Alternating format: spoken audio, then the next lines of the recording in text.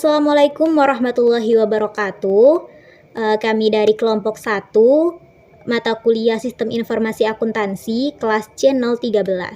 Di sini kami akan mempresentasikan tentang pengantar analisis data dalam akuntansi. Sebelum itu, izinkan saya memperkenalkan teman-teman saya terlebih dahulu.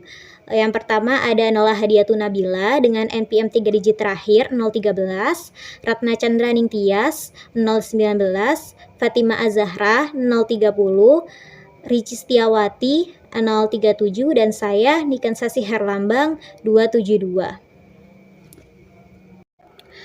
ETL adalah proses ekstraksi, transformasi, dan pemilihan data.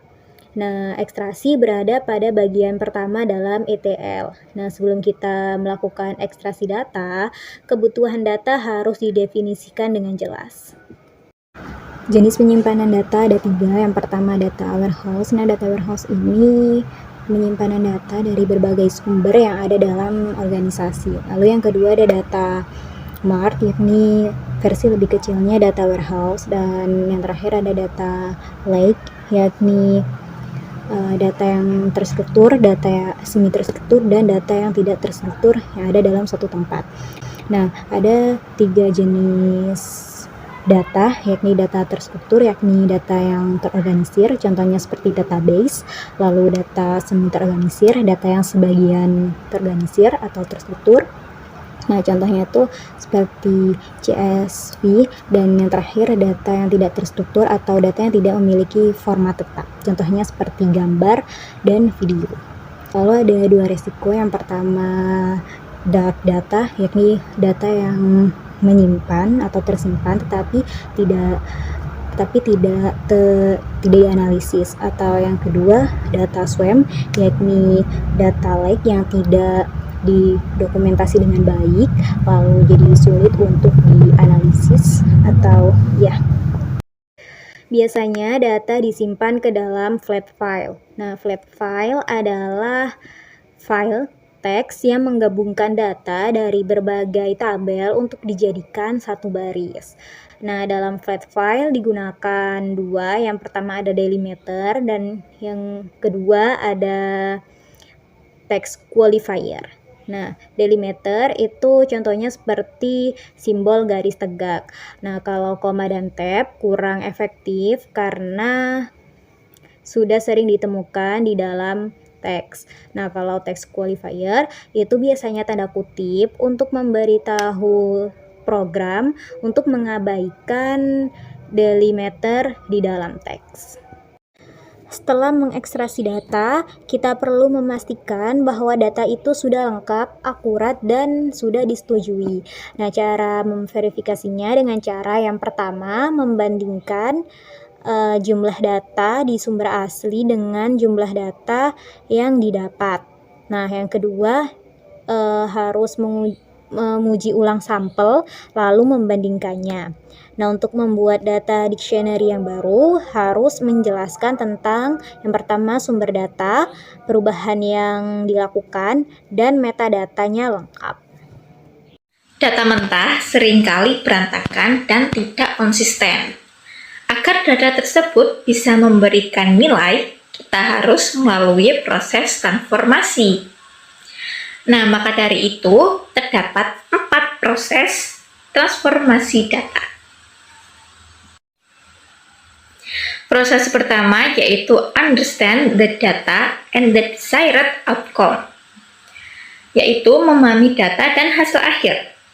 Sebelum menyentuh data apapun, kita harus memahami apa yang kita miliki dan apa yang ingin kita capai. Jika tidak ada kamus data, kita wajib membuatnya sendiri. Tujuannya jelas, yaitu untuk menentukan format file, lalu delimiter yang tepat atau pemisahan data yang tepat, hingga tingkat detail yang dibutuhkan. Proses yang kedua yaitu standardize, structure, and clean the data. Artinya, standarisasi, penataan, dan pembersihan data. Di sini kita menyelaraskan data dari berbagai sistem yang berbeda, seperti membandingkan laporan gaji dari 2 sistem akuntansi yang tidak sama atau tidak seragam.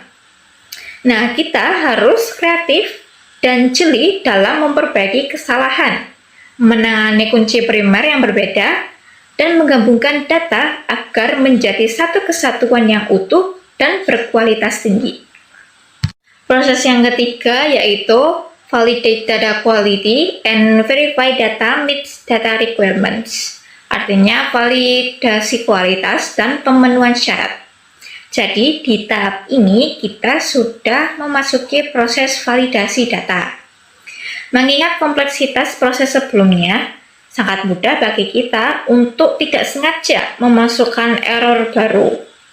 Nah, kita melakukan pemindaian visual hingga audit data untuk memastikan dua hal. Yang pertama, apakah datanya bebas dari kesalahan?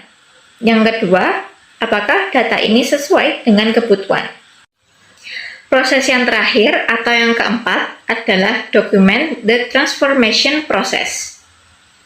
Langkah terakhir yang seringkali terlupakan namun sangat vital adalah proses dokumentasi.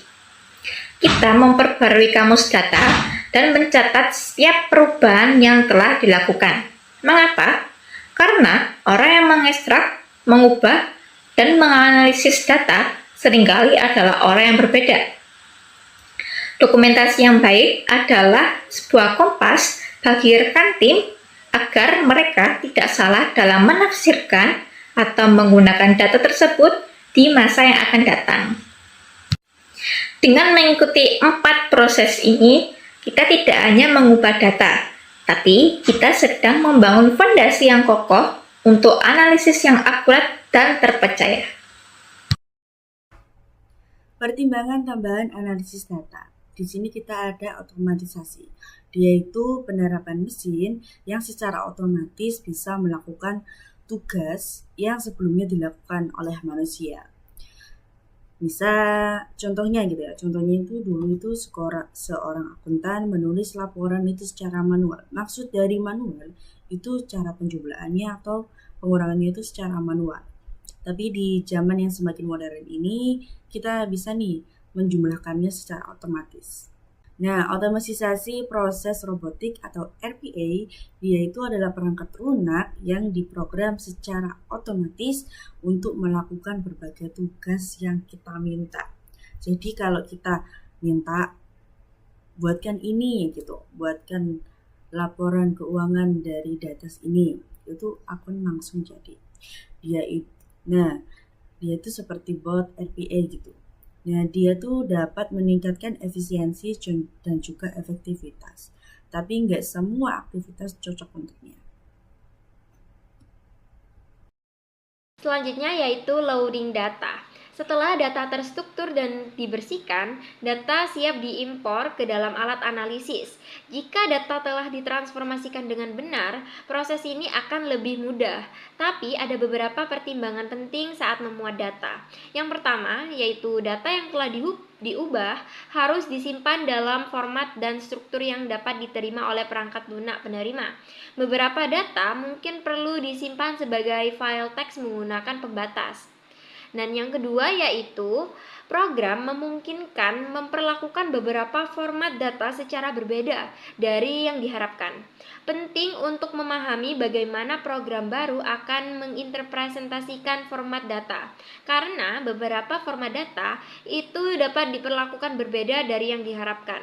Standar audit data merekomendasikan untuk menghilangkan atau menstandarisasi sebagian besar format, seperti menghilangkan koma yang menggunakan sebagai pemisah ribuan, selalu menggunakan tanda minus untuk menunjukkan angka relatif. Setelah data berhasil dimuat ke dalam program baru, penting untuk memperbarui dan membuat kamus data baru, karena orang yang membuat data seringkali tidak tersedia untuk menjawab pertanyaan ketika data tersebut digunakan. Dokumentasi yang tepat dapat membantu memahami di masa mendatang dan mencegah perlunya melakukan kembali seluruh proses ETL.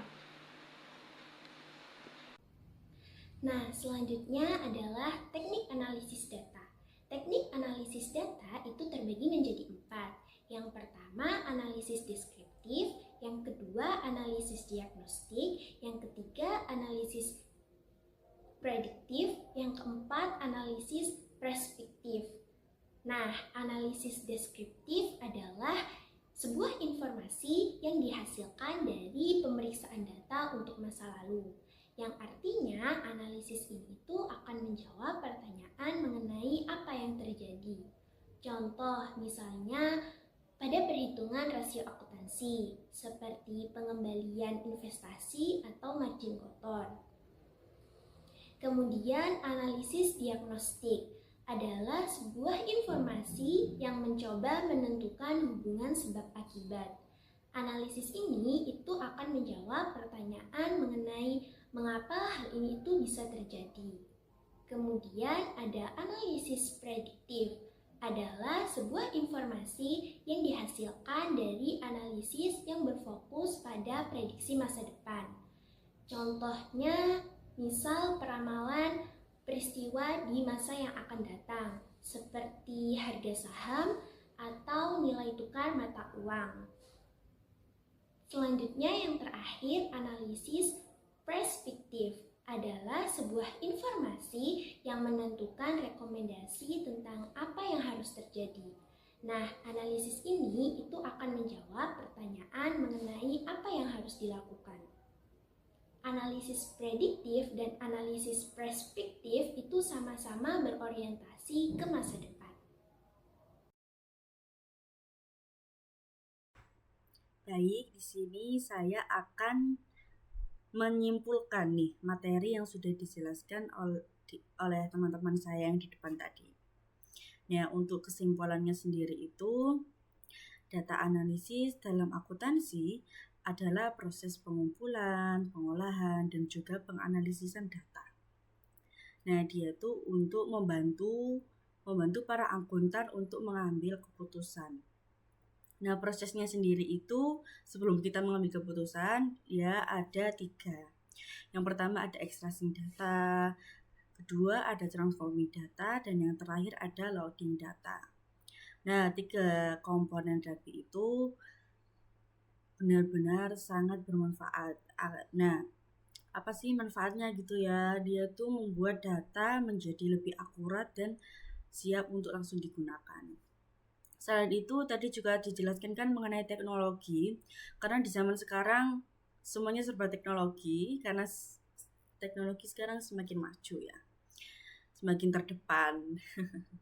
Nah, untuk teknologi sendiri itu yang sudah dijelaskan tadi ada automation dan juga RPA.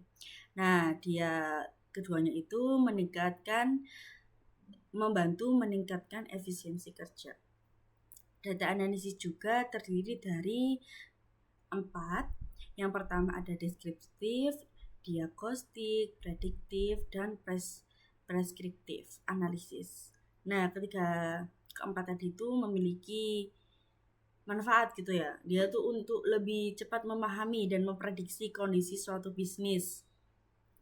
Jadi kesimpulannya itu data analisis ini tuh membantu para akuntan bekerja lebih efektif, akurat, dan juga mendukung pengambilan keputusan yang lebih baik. Oleh karena itu, pemahaman data analisis ini sangat penting di era digital. Nah, sebelum saya menutup presentasi kali ini, saya ada pantun. Pergi ke taman memetik melati. Melati indah berwarna putih. Terima kasih atas perhatian yang diberi. Semoga presentasi kami bermanfaat dan menambah wawasan kita semua. Assalamualaikum warahmatullahi wabarakatuh.